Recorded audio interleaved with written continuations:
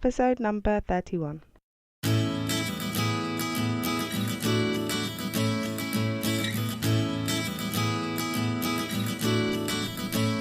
Hi, you're listening to the Careers Beyond Motherhood podcast with your host, Janine Esbrand.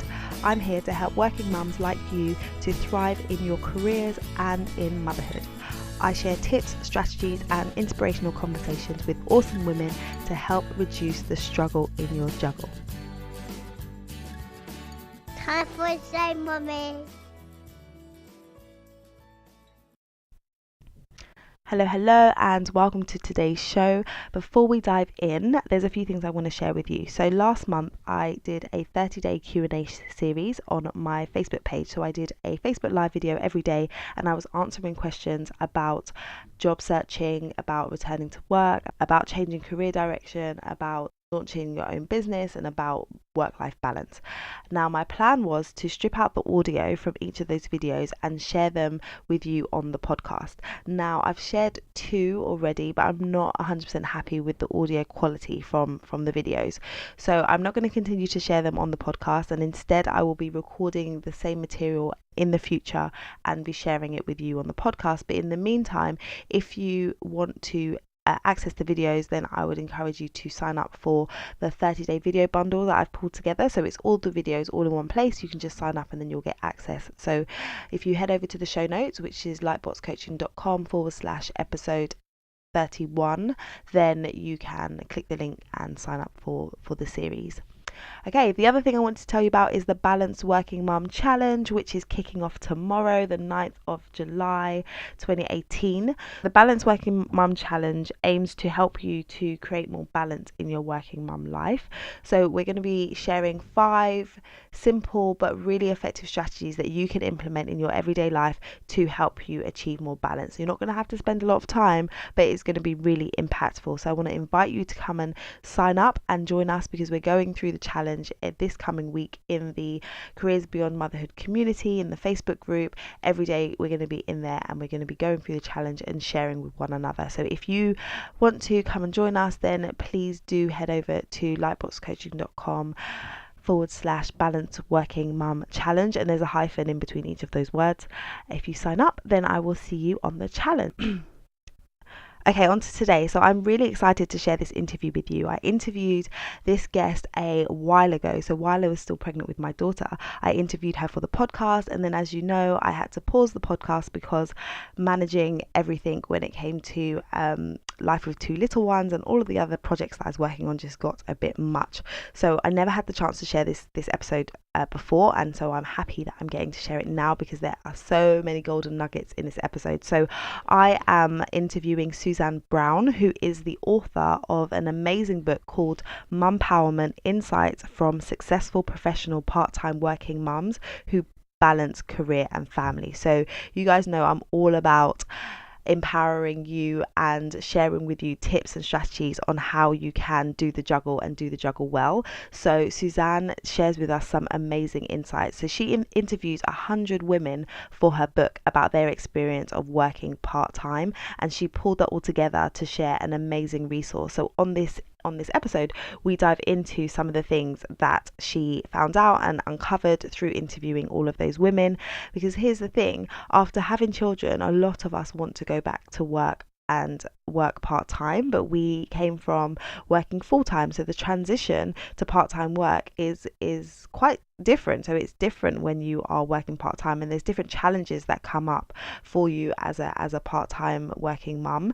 And so we talk about those things. We talk about important considerations you should make, some top tips for you when you're making the transition from being at work to then being back at home with your family, and generally the ups and downs of part-time work. So I think that this is going to be amazing for you to listen to, and you're going to get some great insight. Okay, so let's jump right in. Hi Suzanne, welcome to the show. I'm super duper happy for you to be here today. So please, can you introduce yourself to the audience and tell us a bit about you? Thank you so much, Janine. So I am a strategic marketing and business consultant.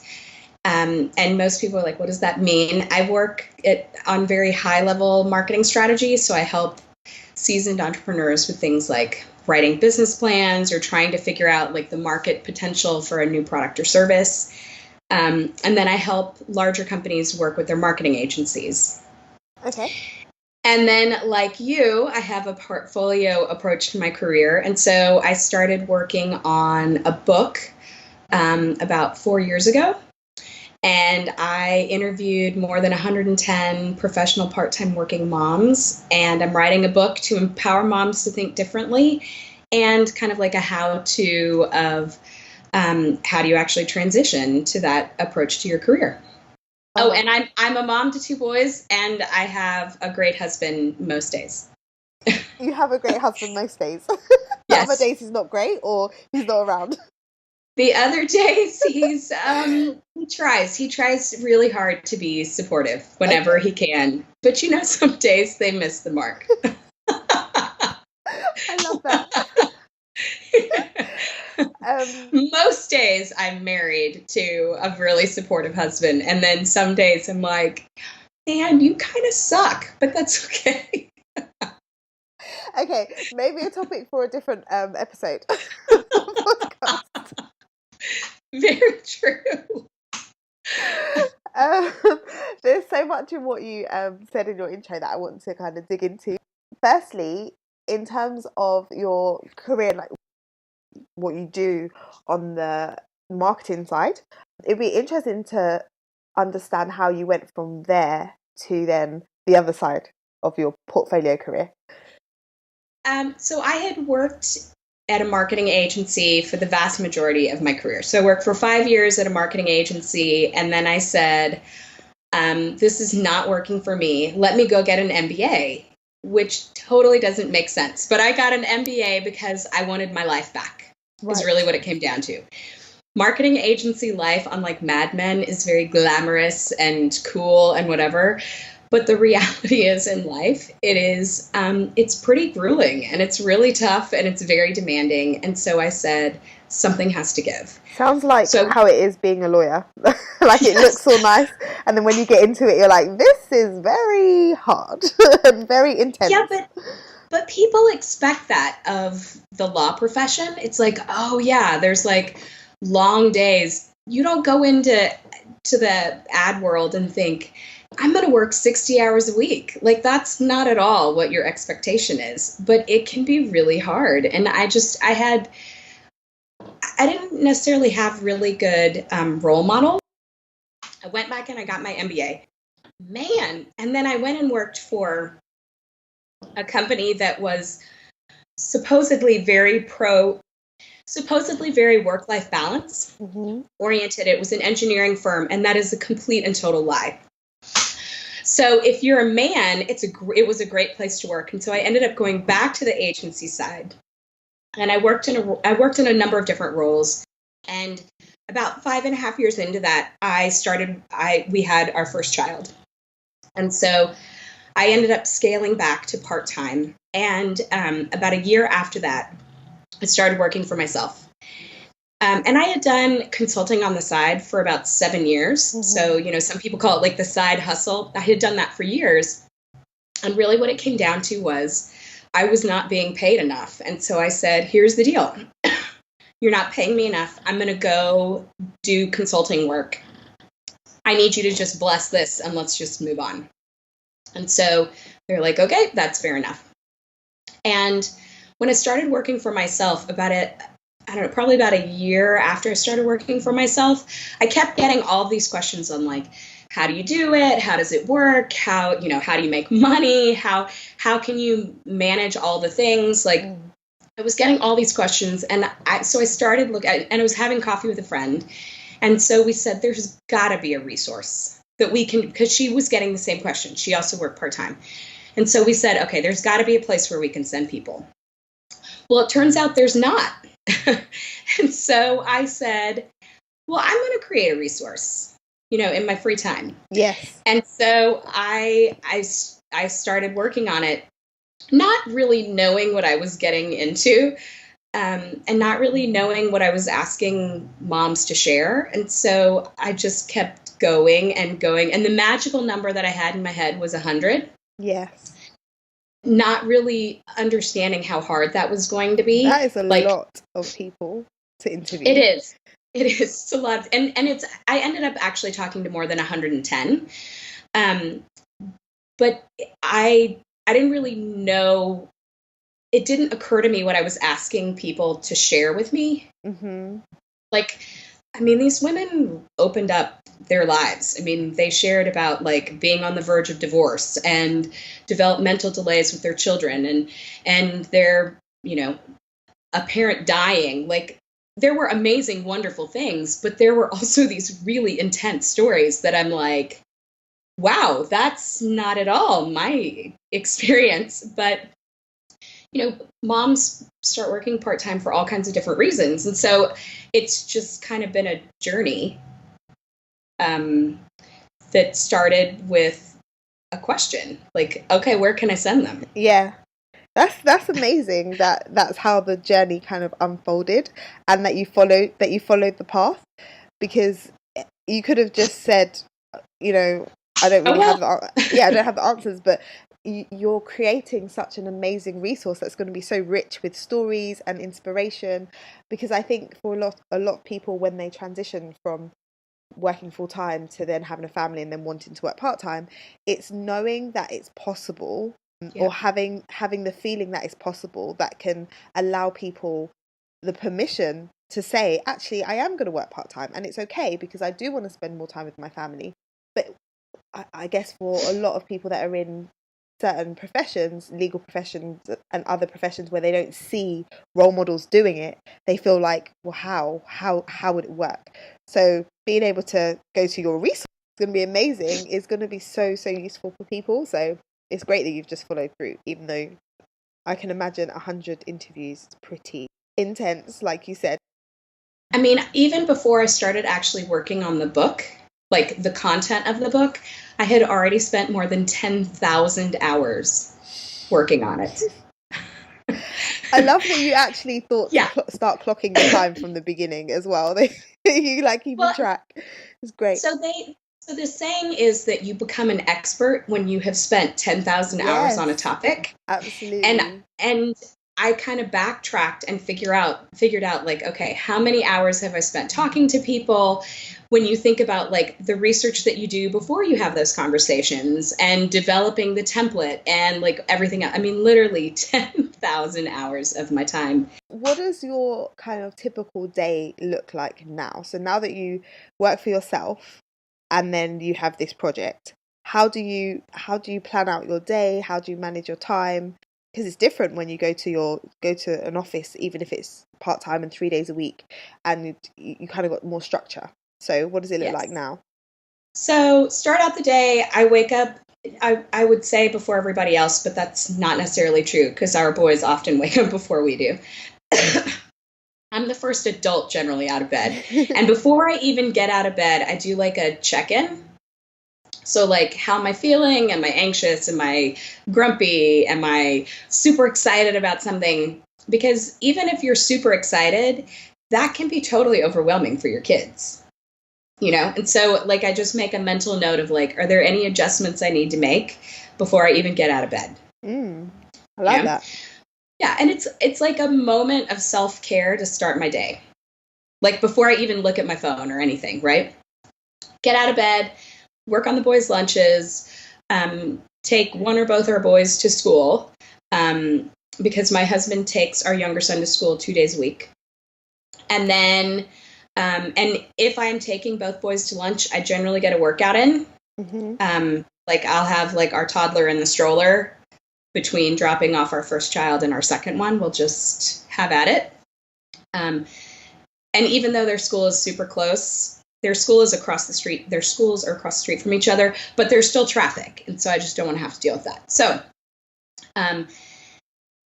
do that. And then I try to do a power hour in the morning, work-wise. Okay. So I am at my best in the morning. Like I am really at my best in the morning. Like I don't even really need caffeine to get up and go. Mm-hmm. And so it is really important for me to be able to use the most productive time of my day to do the most important things. So for for the past few months, that's really been all about book stuff. Like, that's when I write. That's when I do, really, that's when I write. Like, more than anything else, that's when I write right now. Because my manuscript is due literally at the end of this week. Oh, wow. So excited. Yeah.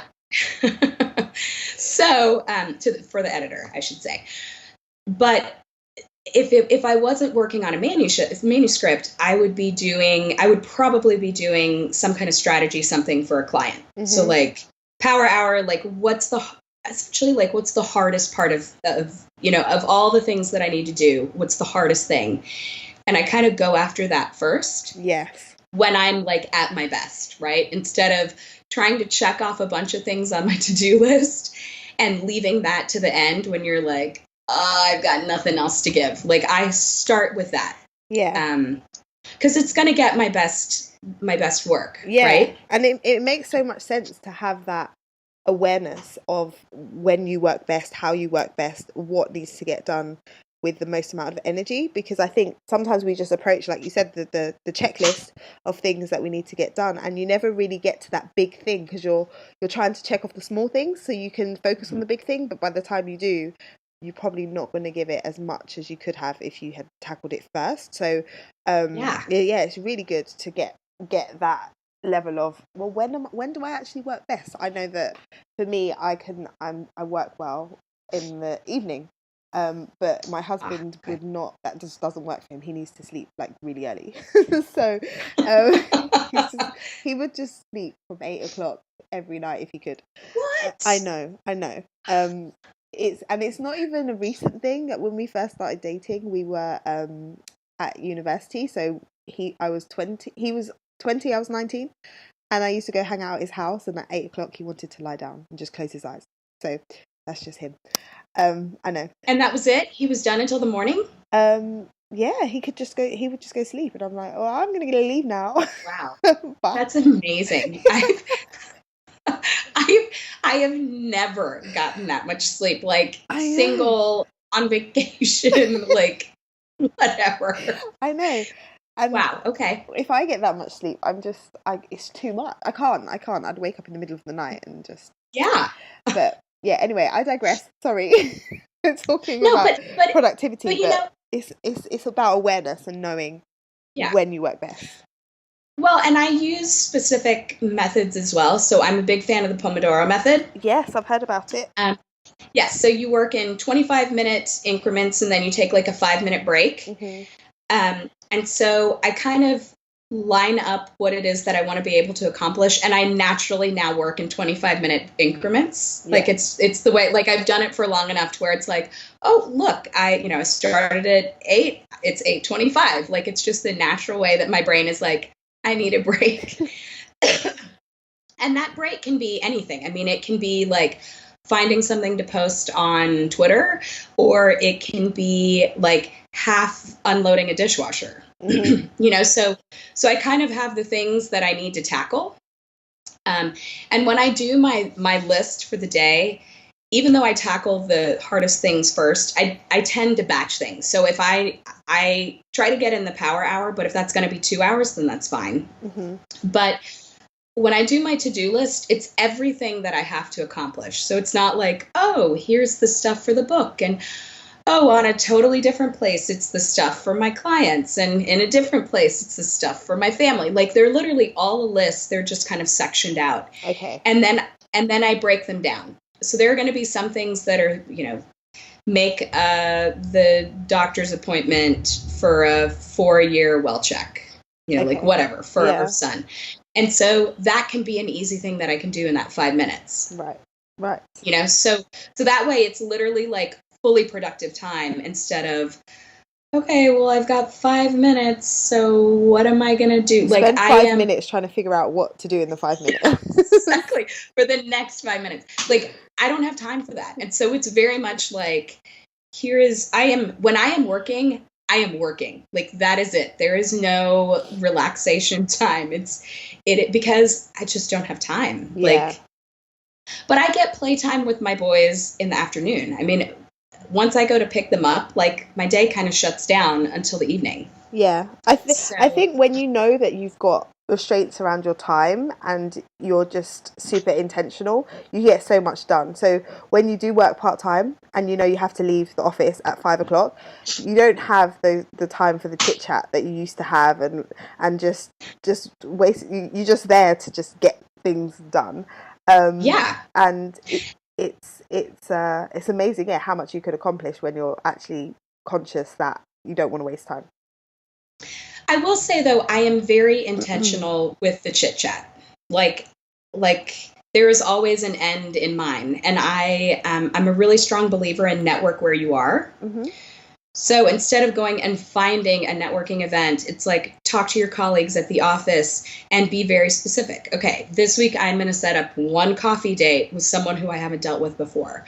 When I walk in with moms to pick up our kids at school, I figured out that the natural transition to go from kid talk to grown-up talk, mm-hmm. So it's like, so I get past that, like, quicker natural chit chat that you have. So, yeah.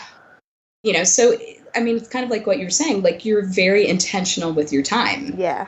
Yeah.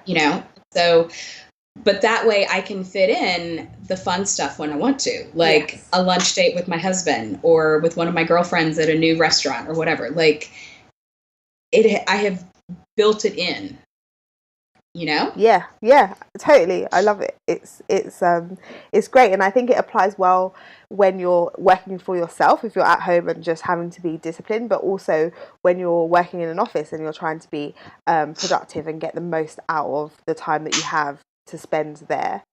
It would be good to hear about, from your perspective and the people that you've interviewed and all that you've kind of come across in your research, what are some of the key, I guess, challenges that people face in terms of this part-time juggle, this working part-time and then having your family and having it all fit together?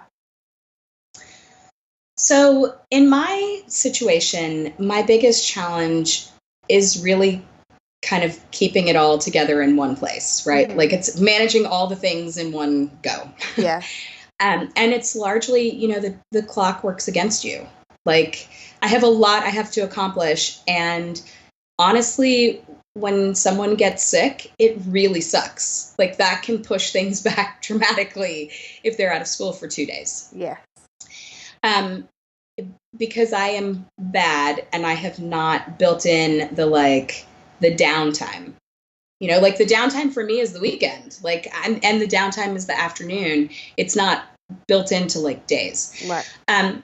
So I think one of the biggest struggles that moms mentioned, or one of the biggest challenges they have, is, you're always on when you're a working mom. And so you don't necessarily have, you don't naturally have breathing space. And when you work part-time and you're trying to make the most out of every minute, and like, you go from picking up, you go from working and you might even take a call in your car and then you pick up your child, like, there's literally no buffer. Yeah. Like, my husband has we'll call it a commute of like 15 or 20 minutes, but he has a transition from the time he leaves his office to the time he comes home. Mm-hmm. Right? So he can shift into daddy mode and husband mode. Whereas these moms who are trying to be as efficient and effective for as long as they can during the day, they don't have that. Yes. So it's like they have to, it's like a switch, right? Like a literal switch. Yeah. And I mean, literally they have to make it happen. And so they have to figure out, like, what do they need to do in order to make that happen? And that is something that a lot of the moms, that was a challenge that came up over and over again, of like, they had to build in breathing space. Yes. And the other thing is, I don't know, there's like this magical idea in our heads of like, if I had more time with my kids, it would be like this, mm-hmm. right? Like, and you have like playing outside and having a picnic and I don't know what, like all of the fun things, right? But there is an intensity to your kids that you see when you spend more time with them. Yes. Right? And so when you're a working mom and you have that intensity for work, like the whole time you're at work, right? Because like you said, there's not a lot of chit chat time. There's not a lot of downtime. And then you have to go to being a mom, right? And then there's the intensity of your kids that you might not have seen because they were at daycare and they had that adjustment period of like going from school to like, oh, seeing mom and dad at home. Yeah. Like there was this like, again, for them, it's like a buffer, right? And you see that in its raw form when you spend more time with your kids. Yeah. Yeah. You know? And not all moms were mentally prepared for that. Right. Why would you be? Right? Like that's not necessarily the thing that you don't see it, so you don't necessarily know it's there. And it's the same thing you're going through, but like, why would you think of that for your 6-year-old or your 8-year-old or whatever? Yeah. Yeah. So it's very much realizing that a lot of these things will come up as you go through different stages. So how you relate to your 1-year-old is going to be very different to your 4-year-old because they're going through different things and they're experiencing different things. And you are as well as you develop as a mother and in the whole journey of balancing everything. So I think it's important for people to be kind to themselves and not just always think I need to do, and realize that sometimes you need to take a step back and assess, is this actually working for me now? And I like what you said about people building in breathing space and realizing that that's what they needed to be able to function properly, or function in a way that isn't sending them completely crazy and into overwhelming meltdown. Well, and in the design world, the white space that you create around something is equally as important as what you put in that white space. Yeah. Right? Absolutely. Because if not, you don't even know where your brain can track, right? Like it's just like a bunch of stuff on the wall and it's overstimulation. And so I think when you think about it in different terms, because there are definitely some moms who are like, I don't need breathing space. It's fine. Like I could totally do this. And it's like, just think about it though. Like you can be so much more intentional and calm. Calm, more present, like all of that kind of stuff. If you have that transition, that breathing space, that the ability to move from one thing to the next instead of having that light switch, right? Yeah. Like it makes the things go together better. Yeah. And I think what just came to mind for me is I remember when my son was smaller, and there would be times where it would just get so intense, and if my husband was around, I'd just say, I need to tap out. Like I just need a minute. I just need to go to the bathroom by myself. I'm closing the door. I don't want anyone else in the bathroom. No sharing today. And no fingers under the door. Yeah, just no moment to myself. Just to myself. But knowing that I was getting to that point, that I needed that was really important. Like feeling it in my body and just realizing that I'm getting frustrated now and I'm going to lash out, so I just need to step away. It worked for me to say, I just need my time. It doesn't have to be long, just a little bit of time. And so I think it's okay though to say that you need that if you need that, and to figure out how to fit it in. I will tell you, before I started doing these interviews and really kind of thinking through it, every long while I would call my husband and I would basically say something to the effect of, if you want me to be here when you get home, you need to come home now. So I'm going to run away. If you want to ensure that I do not leave this house like in the next 30 minutes, you need to be here in the next 30 minutes. Because there is, and it was especially the case. We have two very active, energetic boys. Like they literally go until they stop. So it's literally like we have two speeds, awake and asleep. Like that's literally it. Yeah. And so it is really hard. Like it's, it is easier now that they are 6 and 3.5, but especially when, and our younger one didn't take marathon naps. I mean, he was a cat napper. Oh, my son was a cat napper. It was hard. And at night he would sleep fine. But during the day, it's like when you're like, I just need an hour to myself, right? And that was just not going to happen.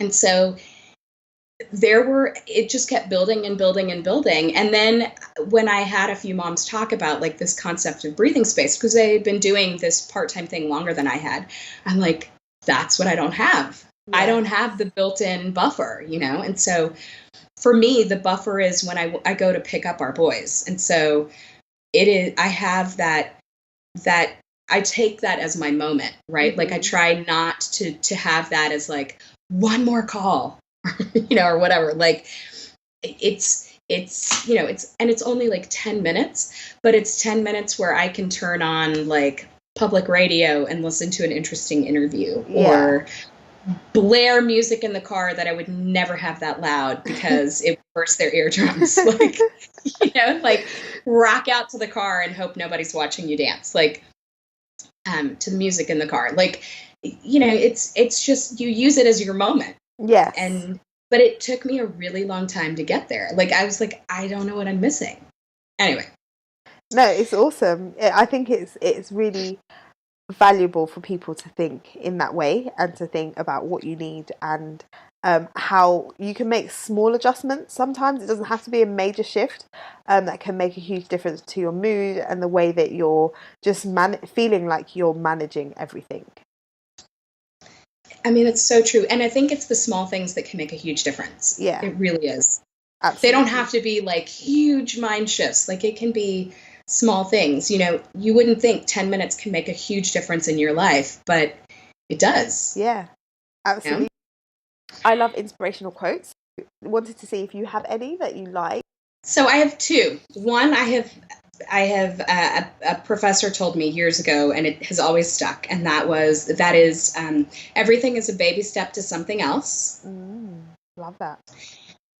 Because especially as an MBA, a lot of times we feel like you have to make these huge steps closer to your goals. And it's like, if you can just continue to make little steps, you're still going to move towards your goal when there isn't necessarily a big step to take, right? Yeah. And I feel like that is often the case with any kind of professional, like any kind of profession. Like if you are a professional person, especially if you're a type A, like you're always moving towards something. And sometimes you're stuck, right? Like you can't take that giant leap. And so it's like, just keep moving forward. Yeah. Love that. And then I heard another one recently, which is, it's not a matter of if, it's a matter of when. And it's like that whole idea of you can make it happen. Like, don't worry about if, just keep working on it. It's going to happen. Yeah. Yeah, if you're dedicated for long enough, you will make it happen. So if you take if out of the equation, then it's going to happen. I just need to figure out how and when. Yeah, those are awesome. Thank you. So if somebody wants to learn more about you, can they connect with you and find out more? So you can, for the Mompowerment stuff, it's literally like I'm everything Mompowerment. So you can go to mompowerment.com. On Twitter, I'm, twitter.com/Mompowerment. On Facebook, I'm, facebook.com/Mompowerment. Okay. And if for some reason somebody wants to check out the marketing stuff that I do, you can go to oksusie.com. And thank you so much for being on the show. It's been, very insightful. I've learned a ton, and I'm sure that my audience has too. So thank you. It has truly been my pleasure. Did you love listening to Suzanne as much as I enjoyed interviewing her? She had so much to share and such amazing insight about how we can be intentional about our time as working parents, as working mums, whether you're working as a part-time working mum or a full-time working mum, her tips around, fitting in self-care into your busy schedule and being intentional about how you approach your workday were just gold. So I would encourage you to take those on board. It was also really helpful to hear her speak about making that transition from your time at work to your time with your kids, giving yourself some time to mentally prepare for the next stage that you're going to go through in your day. So I would encourage you to also take that on board. That's amazing advice. So go and check out her book. Head over to lightboxcoaching.com/episode 31 so you can get the link to her book. And just a reminder that the Balanced Working Mum Challenge is starting tomorrow, Monday the 9th of July 2018. We will be going through 5 days of sharing really simple but impactful tips that you can use to increase balance in your life. As I discussed with Suzanne, sometimes it's just the small changes that you make that can make a huge impact. So come jump in with us. It's free. You just need to sign up at lightboxcoaching.com/balanced working mum challenge, and there's a hyphen in between each word. Come and sign up, come join us, and I will also be hanging out in the private Facebook group. So if you haven't joined that already, come over to the Careers Beyond Motherhood community on Facebook. There's over 200 women in there sharing and encouraging one another as we navigate this roller coaster ride that is working mum life. All right, that's all from me today. I will be back soon, and in the meantime, make sure you subscribe to the show so that you can be notified when episodes go live. Also, I'd really appreciate it if you could head over to iTunes and leave a rating and review for the show so that more awesome working mamas just like you can find the show and join in the conversation.